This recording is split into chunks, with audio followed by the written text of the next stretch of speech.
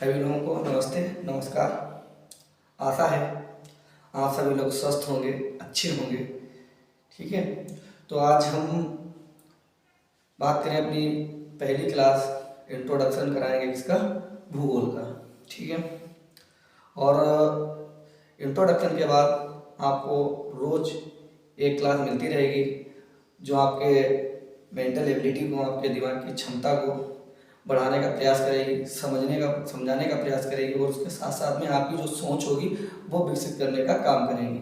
वैसे अगर बात करें, भूगोल सब्जेक्ट अपने आप में एक इंटरेस्टिंग सब्जेक्ट है, क्योंकि जो बच्चे पढ़ते हैं वो देखते हैं कि कौन नहीं चाहता है कि जो हमारे आसपास की चीज़ें हैं, हमारे पास पड़ोस की चीज़ें हम उन्हें समझें। हमारे यहाँ बारिश होती है किस तरह से होती है, हमारे यहाँ हवाएं चलती हैं तो किस तरह से चलती हैं, और उन हवाओं का हमारे ऊपर प्रभाव पड़ता है तो कैसे पड़ता है।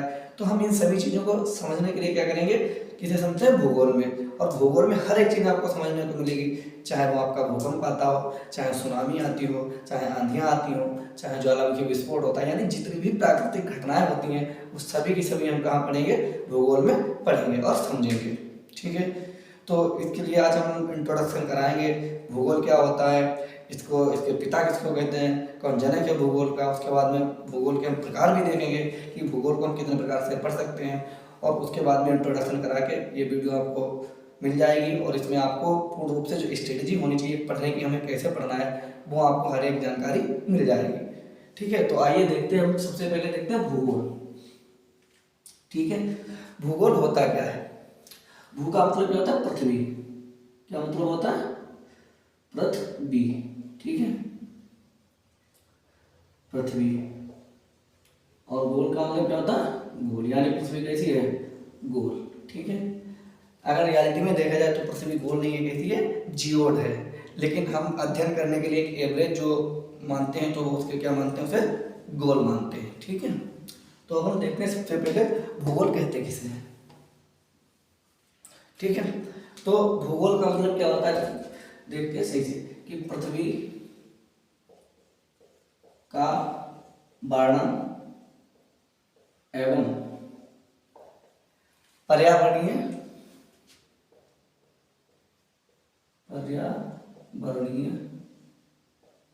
दशाओं का अध्ययन। ठीक है, क्या होता है, पर्यावरणीय जो दशाएं होती हैं, पर्यावरण की जो पृथ्वी होती है, पृथ्वी का वर्णन और पर्यावरणीय दशाओं का अध्ययन क्या कहलाता है, भूगोल कहलाता है। ठीक है, उसके बाद में अगर हम बात करें कि भूगोल के जनक कौन है, पिता किसे कहते हैं, तो भूगोल के जो जनक हैं उनका क्या नाम है, साइरेन। क्या नाम है, साइरेन के एराटोस्थनीज।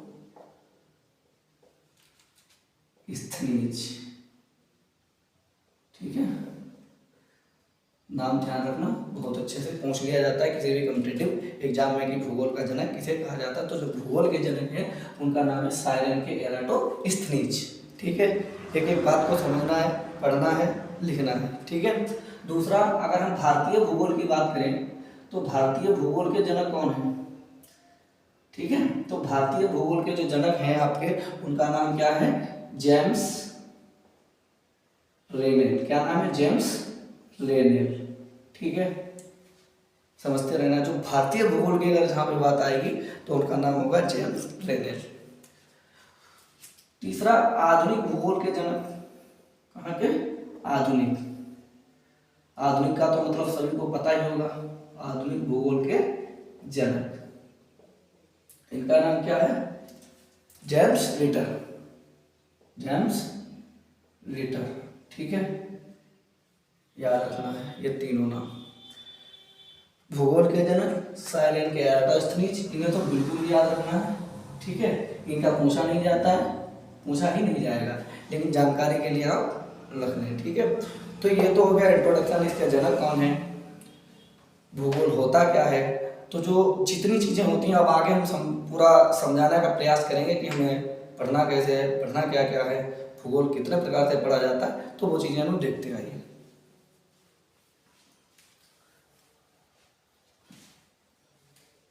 ठीक है, अगर भूगोल की हम बात करें तो उसे हम डिवाइड कर सकते हैं 4 भागों में। कितने भागों में? 4 भागों में। ठीक है, यहाँ पे आपको सबसे पहले क्या होता है? भौतिक भूगोल। भौतिक भूगोल, ठीक है। दूसरा आपको क्या पढ़ना है? आर्थिक भूगोल। आर्थिक भूगोल, ठीक है। तीसरा आपको पढ़ना है मानव भूगोल। मानव भूगोल, ठीक है। और चौथा अंतरिक्ष भूगोल। अंतरिक्ष भूगोल, ठीक है। बिल्कुल चीज़ों को सही से समझना है, बिल्कुल सही से देखना है। जहाँ पे भी किसी चीज़ की अगर आपको समस्या लगे वहाँ वीडियो को दोबारा रिप्ले करके देख सकते हैं, ठीक है। उसके बाद में देखें हम जो भौतिक भूगोल होता है इसे हम किस तरह से पढ़ेंगे, ठीक है। हर एक का अपना 2 पार्ट होंगे, लेकिन सिर्फ इसका 1 पार्ट होगा, ठीक है। समझते रहना सही से। अब जो भौतिक भूगोल होगा, भौतिक भूगोल में हम क्या क्या पढ़ेंगे? विश्व का पढ़ेंगे। कहाँ का? विश्व का और भारत का। याद रखना, समझना सही से, विश्व का और भारत का। अब विश्व में क्या पढ़ेंगे हम? जलमंडल। क्या पढ़ेंगे? जल मंडल। ध्यान रखना है। स्थल मंडल पढ़ेंगे, ठीक है। जैव मंडल पढ़ेंगे, जैव मंडल। और वायुमंडल, वायुमंडल, ठीक है। यही हमें भारत के कॉन्स्टेंट में पढ़ना है, ठीक है। अब आप यहाँ पे एक चीज समझें सही से। अब हम यहाँ पे कुछ चीजों को डिस्क्राइब कर रहे हैं, समझना है कि जलमंडल क्या होता है, ठीक है। जलमंडल क्या होता है? जलमंडल का मतलब होता है जितने भी होल, संपूर्ण जो पानी का एरिया होता है उसे क्या कहते हैं? जलमंडल कहते हैं। और जलमंडल के अंतर्गत हमें किन चीजों को पढ़ना है? हम विश्व के कॉन्स्टेंट में पढ़ेंगे तो किसे पढ़ेंगे? महासागर को। क्या पढ़ना है हमें? महासागर। महासागर कितने आपको पता ही होगा, 5 हैं, ठीक है। और उसके बाद में ये तो आपका हो गया महासागर। और स्थलमंडल पढ़ेंगे। महासागर में आपकी जो जितने बड़े बड़े महासागर हैं या बड़े बड़े दुनिया के जो जलाशय हैं, बड़ी बड़ी झीलें हैं, वो सभी कहाँ आ जाएंगी? इस जलमंडल में आ जाएंगी, ठीक है। दूसरे नंबर पे स्थलमंडल। स्थलमंडल में हम क्या पढ़ेंगे? स्थलमंडल में पढ़ेंगे हम महाद्वीप। क्या पढ़ेंगे? महाद्वीप पढ़ेंगे। महाद्वीप पर जो कंट्रियां हैं, देश हैं, उन देशों को पढ़ेंगे। जैसे हमारा भी देश भारत कहाँ पड़ता है? महाद्वीप में पड़ता है। कौन से महाद्वीप में? एशिया महाद्वीप में, जो दुनिया का अपने आप में सबसे बड़ा महाद्वीप है। और अगर हम अपने भारत की बात करें तो हमारा भारत भी दुनिया का 7वें नंबर का बड़ा देश है क्षेत्रफल की दृष्टि से, और जनसंख्या की दृष्टि से हमारा भारत पहले नंबर पर है, ठीक है। तो स्थलमंडल में पढ़ना है पहाड़ कैसे हैं, कहाँ पे घाटियाँ हैं, कहाँ का जमीन ऊंची है, कहाँ पे जमीन जो है निम्न है, ठीक है। तो ये सब चीज़ें आपको कहाँ पढ़ने को मिलेगी? स्थलमंडल में। एक एक चीज़ कराएंगे बिल्कुल बहुत अच्छे से, कुछ भी नहीं छोड़ेंगे। अगर कहीं से भी कंटेंट देख लेना, अगर मिले तो हमसे कहना बाद में। दूसरा जैव मंडल। जैव मंडल में क्या पढ़ेंगे? जो होलिस्टिक संपूर्ण में जो जैव मंडल होता है, जैव मंडल तो उसमें आपके जातियाँ भी आ जाएंगी, जनजातियाँ भी आ जाएंगी, और जो जानवर होते हैं वो आ जाएंगे। कहाँ पे कौन जानवर पाया जाएगा, किस वो पर्यावास उसका क्या होगा, तो ये सब चीज़ें कहाँ आपको मिलेंगी? जलमंडल, जैव मंडल में मिलेंगी।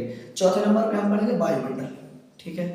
आप पता है वायुमंडल, वायुमंडल जो हमारे पृथ्वी को चारों ओर से जो घेरे हुए है और ऊपर से जो हमारी रक्षा भी करता है, वो क्या है? वायुमंडल है। आप देखेंगे जो उल्का पिंड आते हैं ऊपर से, उन उल्का पिंड को धरती पर आने से कौन रोकता है? वायुमंडल। कई ऐसे उल्का पिंड आते हैं जो इंटर कर जाते हैं पृथ्वी के ग्रेविटी में, तो वायुमंडल क्या करता है? उनको ऊपर ही जला देता है, जो हमारी बहुत रक्षा करता है। और उसी के ऊपर हम पढ़ेंगे ओजोन। ओजोन का नाम सुना होगा सभी ने, अगर पढ़े होंगे तो, ठीक है। ओजोन लेयर का नाम सुना होगा। ये भी कहाँ है? हमारे वायुमंडल में है, इसे भी हमें पढ़ना है। वायुमंडल के हमारे जितने 5 भाग हैं, चाहे वो क्षोभ मंडल हो, मध्य मंडल हो, आयन मंडल हो, समताप मंडल हो, ठीक है, बहिर्मंडल हो, तो ओजोन मंडल हो, तो ये सब मंडल में कहाँ पढ़ने हैं? इसमें वायुमंडल में, ठीक है। तो ये जो कांस्टेंट होगा, ये वाला, ये तो विश्व में भारत में एक ही जगह काउंट किया जाएगा। बाकी जलमंडल पहले विश्व का पढ़ेंगे, भारत का हमारा अलग हो जाएगा। जब भारत का जलमंडल पढ़ेंगे तो भारत की नदियां पढ़ेंगे, और विश्व का जलमंडल पढ़ेंगे तो विश्व की नदियां जो है बड़ी बड़ी जो प्रमुख है उन्हें पढ़ेंगे।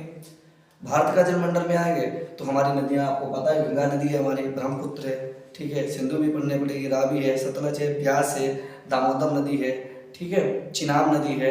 उसके बाद में हमारे जो दक्षिण भारत की जितनी नदियां हैं, गोदावरी है, कृष्णा है, कावेरी है, नर्मदा है, ताप्ती है, ये सब नदियां हम कहाँ पढ़ेंगे? ये पढ़ेंगे भारत के जलमंडल में। उसके बाद में भारत का जब स्थलमंडल पढ़ेंगे तो भारत के स्थलमंडल में आप देखेंगे हमारा जो भारत का प्रायद्वीपीय भाग है, इसे देखें। भारत का नक्शा देखा होगा सभी बच्चों ने, समझना सही से, इस तरह से, ठीक है।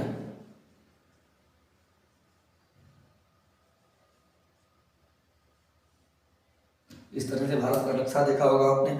और एक चीज़ और देखी होगी, जो भारत का नक्शा है, ये वाली जो बेल्ट है, ये एरिया कैसा पड़ता है? पहाड़ी एरिया, आपने देखा होगा। उसके बाद में आप देखेंगे कि हमारा मैदान दिखाई देगा। क्या दिखाई देगा? मैदान। और ये चीज़ें आपको कहाँ से पढ़ने को मिलेंगी? एक मैप की एक बुक्स आती है, एटलस, जो आपको दिखा देते हैं, हमारे पास रखी हुई है, ये है बुक एटलस की, ठीक है। इसके माध्यम से क्या करते हैं, इसमें हमारे चीज़ पढ़ लेते हैं, चाहे वो कुछ भी हो जो हमारी ज्योग्राफी से रिलेटेड होती है। आप देखेंगे ये पहले नंबर पे इंडिया का मैप दे रखा है, ठीक है। जो ये वाला भाग है, पहाड़, जितना ये इस कलर ये आपको दिख रहा है, ये क्या है? ये सब पहाड़ दिखाया जा रहा है। जितना ये कलर, ये क्या है? पहाड़ है। और जितना इसमें ग्रीन कलर दिख रहा है, ये क्या है? मैदान है। तो हमारा जो उत्तर प्रदेश पड़ता है, उत्तर प्रदेश है हमारा, उत्तराखंड का कुछ एरिया है, उत्तर प्रदेश है, बिहार है, ठीक है। आप देखेंगे इधर हम जाएंगे पश्चिम बंगाल तक, तो ये मैदानी एरिया हो जाता है। किसका मैदान कहा जाता है? गंगा का। जिससे यहाँ पे आपने एक और बात देखी होगी कि जो सबसे ज़्यादा जनसंख्या कहाँ निवास करती है? वो करती है उत्तर प्रदेश में। पता है क्यों? क्योंकि उत्तर प्रदेश से गंगा होकर जाती है। जो गंगा होकर जाती है तो ये कहाँ से निकलती है? पता ही होगा, ये उत्तराखंड से निकलती है। और यहाँ से अपने साथ में क्या लेके आती है? मिट्टी लेकर आती है। कैसे मिट्टी? जलोढ़ मिट्टी। और जो मिट्टी अपने आप में कैसी होती है? बहुत ही उर्वरक शक्ति होती है, जिसके कारण जो जमीन होती है, खेती होती है, तो वो मिट्टी खेती के लिए बहुत महत्वपूर्ण हो जाती है। जिससे और मनुष्य कहाँ रहना पसंद करेगा? जहाँ उसे खाने के लिए, जहाँ फसल अच्छी हो सके, उत्पादन अच्छा हो सके, उसके खाने का प्रबंधन हो सके, तो वहीं पर रहना पसंद करेगा। तो आप देखेंगे इसलिए जो गंगा का मैदान है, इस गंगा के मैदान में सबसे ज़्यादा लोग रहना पसंद करते हैं, ठीक है। उसके बाद में आप जब ये वाला देखेंगे, ट्रेंगल देखेंगे हमारे भारत का, तो ये मिलेगा आपको पठार। ये देखें, जो हल्का भूरे कलर का दिख रहा है, ये क्या है? सब ये सब पठार है। पठार किसे कहते हैं? पता ही होगा। जो क्षेत्र ऊंचाई पर होता है, ऊपर जाकर समतल हो जाता है, उसे हम क्या कहते हैं? पठार कहते हैं। और जो क्षेत्र ऊंचा होकर चोटियां बना लेता है इस तरह से, उसे हम क्या कहते हैं? पर्वतीय पहाड़ कहते हैं, ठीक है। तो ये जो एरिया है हमारे यहाँ की, ये है पठार, ठीक है। तो हमारा भारत जब हम पढ़ेंगे तो कितने भागों में बांट कर पढ़ेंगे? भारत का पर्वत पढ़ेंगे सबसे पहले, हिमालय, ठीक है। दूसरे नंबर पर गंगा का मैदान, ठीक है। यहाँ पे आपका थोड़ा यहाँ पे और मिलेगा ग्रीन, आप देख सकते हैं नॉर्थ ईस्ट में, ये बांग्लादेश है, इसके पास में ये चीज़ें थोड़ा ग्रीन मिल रहा होगा देखने को। ये क्या है? यहाँ पे नदी आती है ब्रह्मपुत्र, जो कहाँ से आती है? मानसरोवर झील से, कैलाश पर्वत से निकलती है, चीन से होकर आती है। तो ये क्या हो, एक यहाँ पे थोड़ा आपको मैदान देखने को मिलेगा। तो क्या क्या पढ़ेंगे? पर्वत, मैदान, पठार, ठीक है, ध्यान रखना है। जो इंडिया के कॉन्स्टिट्यूशन में हमें पढ़नी है। और हम पहला क्लास जो पहले चलाएंगे वो अपना पढ़ेंगे सिर्फ भारत का भौतिक भूगोल। उसके बाद में धीरे धीरे विश्व पर जाएंगे और सब पूरा एक कंटेंट आपको मिलता रहेगा। उसके बाद में पठार पढ़ेंगे। पठार के बाद में आप जो ये एरिया साइड छुटी हुई देख रहे हैं, ठीक है, ये पश्चिमी घाट आ जाएगा हमारा। क्या आ जाएगा? पश्चिमी घाट, ठीक है। ये पूर्वी घाट होगा, पूर्वी घाट, ये भी हम अपना पढ़ेंगे पूरा, ठीक है, दोनों चीज़ें, क्योंकि यहाँ पे थोड़ा पर्वत श्रृंखलाएं देखनी होंगी आपने। उसके बाद में हमारे पास दो द्वीप बचते हैं, आपने देखा होगा, जो अरब की खाड़ी, यहाँ पर एक द्वीप है जो अभी चर्चाओं में रहा है, ठीक है। मालदीव से जो हमारी भी थोड़ी तानातानी हुई थी मालदीव कंट्री के साथ, तो यहाँ पे हमारा एक छोटा सा द्वीप है जिसका नाम है लक्षद्वीप, सुना होगा, लक्षद्वीप, ठीक है। तो ये क्या है? हमारा द्वीप समूह है, ठीक है। तो द्वीप समूह भी हमें पढ़ना है। इस साइड में आप देखेंगे बंगाल की खाड़ी में हमारा एक द्वीप पड़ता है, अंडमान निकोबार, ठीक है, अंडमान निकोबार, ये भी हमें पढ़ना है। पूरी स्टैंडर्ड यहाँ से इंडिया का जो स्ट्रेटजी है ये पूरी क्लियर हो जाएगी। उसके साथ में ये जो क्वेश्चन है हमारा हिंद महासागर, ये सब यहाँ पे हम पढ़ेंगे। तो इतना हमें इंडिया के क्वेश्चन में पढ़ना है। ये क्या आपकी आ गई? इंडिया की स्थल मंडल टोपोग्राफी में, ठीक है। फिर इंडिया का हम जैव मंडल पढ़ेंगे। अब इंडिया के जैव मंडल में देखेंगे, आपको पता होगा जो शेर पाए जाते हैं एशियाटिक, क्या कहते हैं? एशियाटिक लाइन शेर। शेर सबसे ज़्यादा कहाँ पाए जाते हैं? शेर पाए जाते हैं गुजरात में, हाँ, गुजरात में पहाड़ियाँ पड़ती हैं, गिरनार की पहाड़ियाँ। जब वो पहाड़ देखेंगे तो वहाँ पर आप समझेंगे कि जो गिरनार की पहाड़ियाँ हैं वहाँ पर गिर राष्ट्रीय उद्यान भी है, जहाँ पर सबसे ज़्यादा क्या पाए जाते हैं, शेर पाए जाते हैं। आपको पता होगा 1972 से पहले हमारे देश का जो राष्ट्रीय पशु था वो क्या था, शेर था। 1972-73 में जब बाघ की संख्या कम होती देखी गई तो बाघ को भारत का राष्ट्रीय पशु घोषित कर दिया गया। ठीक है, तो ये सभी चीज़ें हमें कहाँ पढ़ने को मिलेंगी, ये सभी चीज़ें हम पढ़ेंगे यहाँ पे इसके कॉन्स्टेंट में। ठीक है, अब आप दूसरा देखेंगे, ये इंडिया हो गया हमारा। ठीक है, अब हम देखते हैं आर्थिक भूगोल। ठीक है, आर्थिक भूगोल, स्थल मंडल आ गया, जैव मंडल हो गया, वायुमंडल आपको बता ही दिया, जो हर जगह पे एक पढ़ना है। बाकी जो जहाँ पे जो प्रदूषण होता है वो अलग से वहाँ पे बात करते रहेंगे। उसके बाद में हम देखेंगे आर्थिक भूगोल। ठीक है, विश्व का, भारत का। ठीक है, जब भारत के कॉन्स्टेंट में पढ़ेंगे तो भारत का देखेंगे, जो विश्व को देखकर पढ़ेंगे मानकर तो विश्व का देखेंगे। अब आपका आर्थिक भूगोल में क्या आ जाएगा, जैसे आपका सबसे पहले आता है खनिज। क्या आता है, खनिज पढ़ेंगे, क्योंकि मानव बिना खनिज के क्या है, अधूरा है।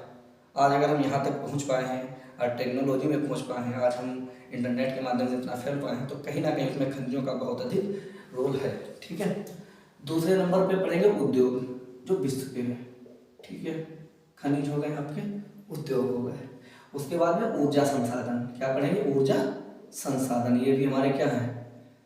अब ऊर्जा संसाधन आपको पता ही होगा, हम बहुत परंपरागत ऊर्जा संसाधनों का प्रयोग कर रहे हैं। आपने देखा होगा, हमने कोयला को प्रयोग किया, पेट्रोलियम को प्रयोग किया, गैस को प्रयोग किया। ये सब क्या है, ये सब बहुत ही परंपरागत क्या है, माध्यम है किसके, ऊर्जा के। अब आप देखेंगे कोयला हम प्रयोग तो करते हैं, लेकिन उससे हमारा जो वायुमंडल है वो तो बहुत प्रदूषण हो रहा है। लगातार ग्लोबल वार्मिंग बढ़ रही है, ग्लोबल वार्मिंग बढ़ रही है, जिससे क्या होता है, वैश्विक तापन, जिसे हिंदी में कहते हैं। तो वैश्विक तापन का मतलब क्या होता है कि जो टेम्परेचर बढ़ रहा है जमीन का, उससे कई प्रकार के जीव विलुप्त हो चुके हैं, कि कई जंतुओं का पर्यावास कर रहने के लायक नहीं रहे, तो धीरे धीरे जंतुओं की प्रजातियां विलुप्त होती जा रही हैं।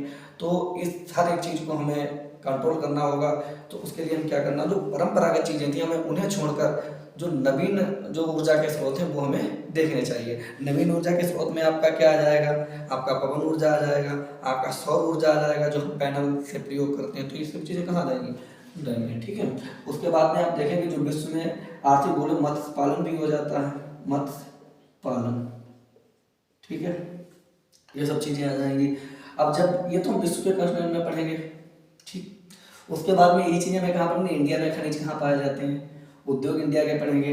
इंडिया किस ऊर्जा संसाधन पर डिपेंड है। अभी हम अगर अपने भारत की बात करें तो हमारा भारत अभी भी कहीं ना कहीं देखा जाए ज़्यादातर किस पर निर्भर है, परंपरागत साधनों पर, जो कि वर्तमान जो हमारी गवर्नमेंट है वो इस पर बहुत अच्छे से ध्यान दे रही है, जो सोच रही है कि कहीं ना कहीं हम जो नवीनीकरण ऊर्जा के संसाधन है उन पर जल्दी जाएं, ताकि हमारा जो देश है वो प्रदूषण से मुक्त हो सके, ठीक है। और जैसे जैसे प्रदूषण मुक्त होगा वैसे वैसे हमारे देश की जो चीज़ें होंगी, कहने का मतलब यहाँ रहने का जो हम लोगों का होगा तो स्वास्थ्य पर उसका प्रभाव पड़ेगा, लाइफ एक्सपेक्टेंसी बढ़ेगी, जो लोगों की आयु प्रत्याशा होती है वो भी बढ़ेगी, ठीक है।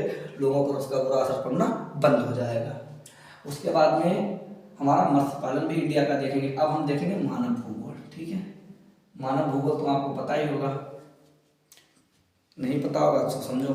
जो मानव की अगर बात करें, आज हम यहाँ तक आ पहुँचे, हम आज लोग देख रहे हैं कि हम फ़ोन का यूज कर रहे हैं, कपड़े पहन रहे हैं। अगर हम कहीं पीछे चले जाएं लगभग 70-80 हज़ार साल पहले, जो सेपियंस का युग था, तो उस समय मानव तो आग की खोज भी नहीं हुई होगी, तो मानव कैसे रहता होगा सोच कर देखें। आज हम यहाँ तक पहुँचे हैं तो कहीं ना कहीं हमारे उन पूर्वजों का बहुत ज़्यादा योगदान है। धीरे धीरे आज हम उस दुनिया के उस दौर में आ गए हैं जहाँ पर हमारे जीवन में बहुत ज़्यादा ऑप्शंस हैं कि हम कुछ भी कर सकते हैं। इतने ऑप्शंस हैं हमारे पास, अपने जीवन के लिए बहुत ज़्यादा ऑप्शंस मिल गए हैं, ऐसी दुनिया में जी रहे हैं, ठीक है। और जरा एक बार सोच के देखो वो लोग कैसे रह रहे होंगे जहाँ ना कोई साधन था, ना आने का साधन था, ना जाने का साधन था, न खाने की व्यवस्था थी, कुछ भी व्यवस्था नहीं थी। आज हमारे पास सब व्यवस्था है, तो कहीं ना कहीं हमारी एक बहुत पुराने संघर्ष की देन है कि हम आज यहाँ तक पहुँचे हैं, ठीक है। अब देखेंगे यहाँ पे मानव भूगोल में क्या, विश्व मैंने बताया, विश्व की पढ़ना है और भारत ध्यान रखना है। जब विश्व में पढ़ेंगे तो आप देखेंगे ऑस्ट्रेलिया, ऑस्ट्रेलिया की जनजाति, ठीक है, ध्यान रखना है। वहीं पर आप देखेंगे एशिया की, ठीक है, सभी पढ़नी है। एशिया, इसमें ऑस्ट्रेलिया के साथ में न्यूजीलैंड भी जोड़ देना है, ठीक है, ध्यान रखना सब। उसके बाद में अफ्रीका की जनजातियाँ, आपको पता होगा जो हमारी तीनों रेखाएं हैं, तीनों रेखाएं कहाँ से होकर जाती हैं? अफ्रीका से होकर जाती हैं, विषुवत रेखा, कर्क रेखा, मकर रेखा, ठीक है। उसके बाद में आप दक्षिण अमेरिका महाद्वीप देखेंगे, वहाँ से मकर रेखा और भूमध्य रेखा यानी विषुवत रेखा दोनों होकर जाती हैं। तो कल जब हम भारत का भूगोल पढ़ाएंगे तो कल हमसे बहुत अच्छे से समझाएंगे कि रेखाएं क्या होती हैं, कैसे कैसे डिवाइडेशन किया गया है, ठीक है। और हमारा भारत किस रेखा पर स्थित है, किस रेखा से कितनी दूरी है हमारे भारत की, वो सब चीज़ें कल जब स्टार्ट करेंगे भारत के भूगोल में वहीं से स्टार्ट करेंगे, ठीक है। अगला आप देखेंगे अफ्रीका के बाद में आप चले जाएं उत्तरी अमेरिका, उत्तरी अमेरिका की जनजातियाँ हो जाएंगी, ठीक है। फिर दक्षिणी अमेरिका की जनजातियाँ, दक्षिणी अमेरिका की जनजातियाँ, फिर पढ़ेंगे यूरोप की जनजातियाँ, ठीक है, यूरोप की जनजातियाँ। बाकी हमारा आपको पता ही है, एक बचा है कौन सा, अंटार्कटिका, जो महाद्वीप हमारा है वहाँ पर रहता ही नहीं है, तो वहाँ तो जनजाति होगी नहीं। अब वहीं पर अगर हम भारत की बात करें, भारत में सबसे ज़्यादा जनजातियाँ कहाँ पाई जाती है? मध्य प्रदेश में, तो वहाँ की मध्य प्रदेश की जनजातियाँ पढ़ेंगे सब, ठीक है। आप नॉर्थ ईस्ट में चले जाएं, मेघालय, मेघालय में आपको पता है जनजातियाँ पाई जाती हैं, गारो, खासी, जयंतियाँ पर्वत श्रेणियाँ हैं, वहाँ पर भी क्या जनजातियाँ पाई जाती हैं, ठीक है। आगे देखेंगे गारो, खासी, नाथी जनजातियाँ हैं। तो ये जो भारत के कॉन्टेक्स्ट में जितनी जनजातियाँ आएंगी वो हम यहाँ पढ़ेंगे, ठीक है। उसके बाद में अंतरिक्ष, ठीक है, अंतरिक्ष में हमें क्या पढ़ना है? अब अंतरिक्ष को देखते हैं। अंतरिक्ष में हम पढ़ेंगे ब्रह्मांड, ब्रह्मांड, ठीक है। यहाँ पर ग्रह पढ़ेंगे हम सभी, तारे पढ़ेंगे, ठीक है, उपग्रह पढ़ेंगे, ठीक है। तो ये क्या है, ये सब में विश्व में या इंडिया में वो सभी एक ही जगह पढ़ने हैं, ठीक है। तो ये सब चीज़ें क्या है, इतना तो हमें इस तरह से इस भूगोल को पढ़ना है। ये तो हो गया इसका इंट्रोडक्शन, ठीक है, इंट्रोडक्शन हो गया और सही से इसे समझना भी है पूरा।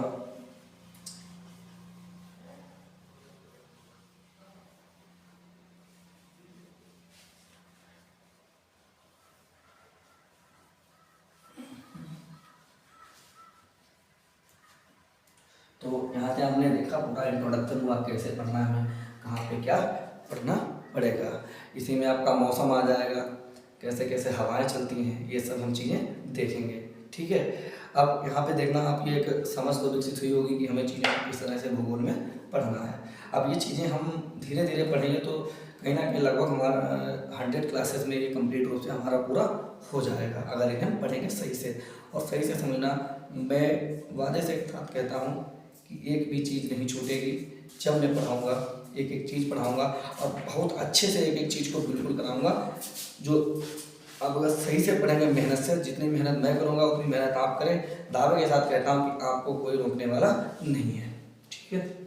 आप कहीं भी बैठकर बात कर सकते हैं। अब यहाँ से कल हम पढ़ेंगे पहला लेक्चर जो आएगा हमारा भारत का भूगोल, ठीक है। अब भारत का जो भूगोल होगा, भारत के भूगोल के कक्षण में हम कितनी चीजें पढ़ेंगे, देखो सबसे पहले जो हमारा स्टार्टिंग होगा,